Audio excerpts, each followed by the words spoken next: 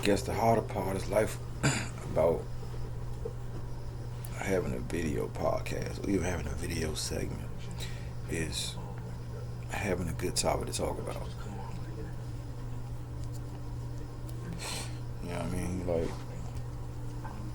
some people get on there and just say nothing. 30 old minutes. You said they listen to that 30 old minutes of nothing. I'm sitting there watching this Tyler Perry show or Tyler Perry production, Jones. Some shit called Mid Pro. I don't even know how to pronounce it. I ain't look at the title. New movie with Kelly Rowland and somebody else in it, right? Give a little promotion to the shit, but like this nigga right here has an overbearing ass mother, right? I mean, this nigga mother foul as shit, to be honest. What she just said or did to his wife. First of all, she made his wife sit down at the other end of the table, and then, but before that, she commented about a young lady that was invited to the dinner and said, had the audacity to say, I wish this was my daughter-in-law. The fuck? Like, I'm here. So, wow shit, you know what I mean? The John starting off wow. But in some scenarios, people don't understand that is some people's life. Like, some people have overbearing parents. Most men do have overbearing mothers and don't know how to deal with that situation. One, they don't want to check their mother. You know what I mean? Because moms always play that goddamn victim role and manipulate you with, you know what I mean, whatever's going on in their life. I mean, yes, you love your mother, but at the same time, your mother's still an individual, right? And no individual has the right to rule or dictate anybody's life. You see what I'm saying? No matter who it is. Yes, people have their opinion. And that's what it is. The opinion of how you live your life or what's going on. That's an opinion. They offer their opinion of how they feel about something, which should not be weighed heavy or carried so heavy. But the problem with the situation is, people offer their opinions and assume you're supposed to take that advice. And if you don't take that advice, they have an issue with it. Like, this was good advice I was giving you, and you should have took heed to it and went along with it. And you're like, I heard you, but as after doing thorough examination, I believe your advice was not the best option for me. And people get upset with that. Why? Because they believe that their opinion weighs heavy in your life. Right? That's a problem. Not for me, but for all those that wants to view their opinion very important. So important that they'll get upset with you for not making that choice of the advice that they gave you. The biggest problem is they're not respecting your decision. That's the biggest issue. Because at the end of the day, it's still a decision that you have to deal with and live with and go with. And basically, yeah, that's your choice. Now, because you made this choice, there's no reason why another should have a fit or tissy fit about the choice you made.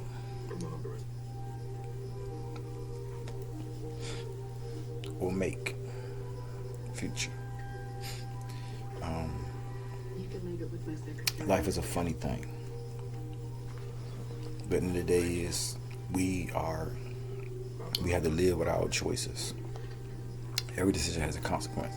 And I prefer whatever decision I make be based on the consequence I'm willing to deal with.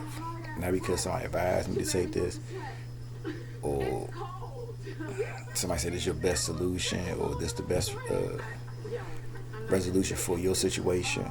At the end of the day, you still have to do your due diligence to find out what's the best option for you to help your situation, your scenario. Because you got to face yourself in the mirror, look yourself in every day, and wake up to yourself every day. See what I'm saying? So make your decisions based on what you're willing to deal with, what you're willing to go through, what you're willing to overcome, obstacles you're willing to jump through. Uh, Life is full of opportunity and obstacles. Neither should allow the other to be a problem. You see what I'm saying? As you come with new opportunities, there will be new obstacles. And as there are obstacles, there are opportunities to overcome them. You have to be willing to do both, face them both, overcome them both. Because at the end of the day, we are overcomers. No matter your creed, race, religion, beliefs, you are overcomers. Every scenario in your life, you have overcame something. You may not have looked how big or great it was, but you have overcame a scenario, a fear, a dependency, something that held you back or questioned you or made you nervous or made you anxious or judgmental or whatever situation. There's some things you still have to face, but that's in due time. That grows with maturity, and over time, we learn how to face things and deal with it. That's accountability. Accountability goes a long ways in life. We must be accountable for all the things that we do, decisions we make. We must, what I mean by accountability, as in understand the consequences that come along with every decision you make. Every decision has a domino effect, good or bad. You must be willing to admit or be willing to deal with whatever outcome comes from your domino effect.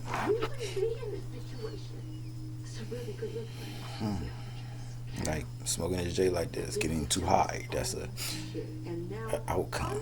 If I don't put the J out, I'll be too high. You dig what I'm saying? So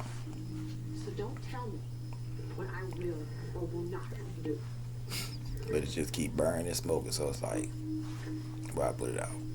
If it go out on its own, I might let it stay out. 9 out of 10, I might just spark it back up for no apparent reason. Why? Because it's like autopilot. You know what I mean? A lot of times we go through life on autopilot, just doing the same thing, hamster wheel situations.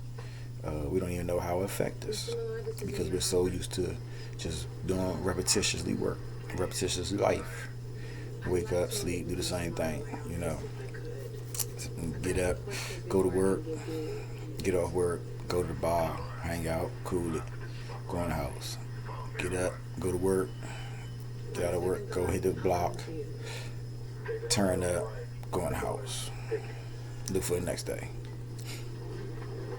Wake up, turn up, hit the block, grind up, almost till the sun come up, or until you too fried or made enough money or ran out of product or whatever. Start your day over, all over again. Might call up a Philly, might got your main girl, might do something different. But the thing is, regardless of how many people you might add into our scenario, we end up doing the same thing repetitiously every day and don't even know it. It's autopilot. You know what I mean?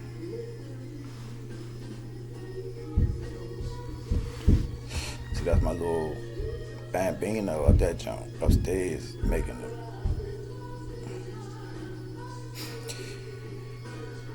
My baby bought these bottles, right? He got like a little tube on it. And her ass walks around with the bottle and slams it on the floor like it's a damn yo-yo. Shit is not hilarious. It was sometimes, but it'd be like, yeah, okay, why are you doing this?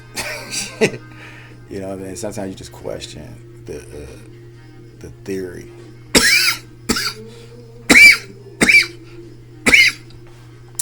Behind what people do. And she's a baby, so it's very acquisitive of what she's thinking. But I think it's just to say, hey, I'm up here doing something. Come check me out.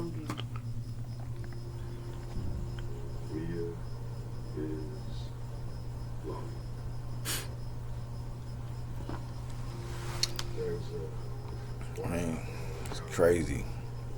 14-month old got their own room. Man, but I did too when I was a kid. I was the only child though. You know what I mean? It's kind of fun, but lonely, but spoiled, but not really spoiled. Just everything just go to one child. You know what I mean? Even when your parents don't want to do shit for you, they still end up doing it for you because they ain't got enough to do it themselves. That's the only benefit. That's one of the benefits of being the only child. But at the same time, anything wrong, you're the only child, so you're always to blame. Don't matter what it is. Part of life, you know what I mean? Goods and bads, you gotta deal with it, live through it, overcome it. Because we are overcomers. Yeah, I'm looking at what she's doing, and she just like all over the place. I guess she's looking for attention. Not really. She always wanted to be bothered. She always wanted to mess with you, and then she tells you get out of the room and go about your business. Because then the way she do it is she turn her back on you and don't pay you no attention. That's the signs of, all right, I had enough of you. See you later. She probably trying to tell me that she wants something else to drink because she walking around with her bottle, and I think the joint empty. She got another bottle, but she won't drink out that junk. She'll pick it up, drink it, throw it to the side. Like, I don't want that.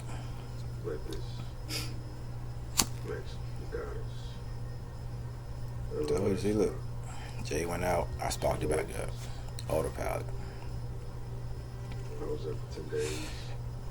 You know, and that's my time to put it down. It's like halfway. Then by the time you realize again, Jay about right here, like, damn. Then you want to put it out. You see what I'm saying? Autopilot has us just going in through the motions. Sometimes we don't need to pay attention that we're going through the motions because we're so used to doing the same thing.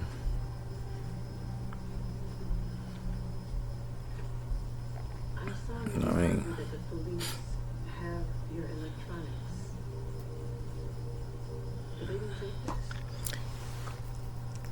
Like my young be playing, she be walking around with the blanket over top of her head. Goofy as hell. But I'll go mess with her and read to her. Read her bedtime story. I don't know, I think we'll do poetry tonight. So, catch y'all next time. Peace.